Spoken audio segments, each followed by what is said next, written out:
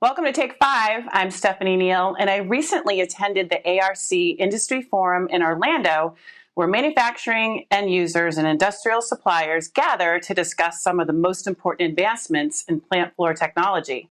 Not surprisingly, talk of open and configurable control systems and application portability came up. There was an update from the Open Process Automation Forum and its Open Process Automation Standard called OPAF. The standard is now on version 2.1, which is focused on configuration portability, the first step toward the goal of plug-and-play functionality for control equipment. And while that version actually came out last year, the group understands the need for speed here and is working on new functionality like application portability and system orchestration that may be available individually in the next year or two and won't require the entire spec to be re-released.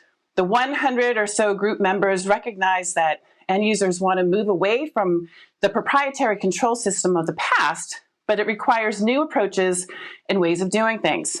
To transform the ecosystem, the group has created end user workshops, supplier plugfests for product prototypes, and end user testbeds. But for end users and system integrators, there's a degree of adaptation that must occur as they try to understand how the standard affects the system lifecycle.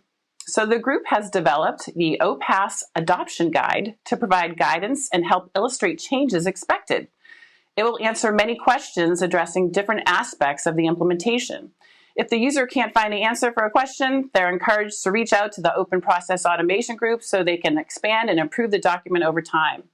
And in the spirit of open control and architectures, some companies are taking bold steps in this direction right now. During the ARC forum, Schneider Electric described its direction toward a radical new future that is based on co-innovation.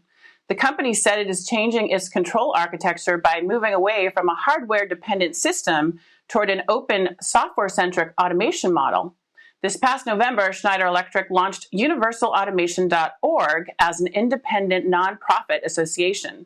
The group's mission is to design interoperable automation software that enables vendor-agnostic portable applications.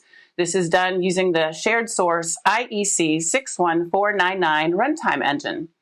When suppliers add the runtime software to their hardware, it is then open to application portability.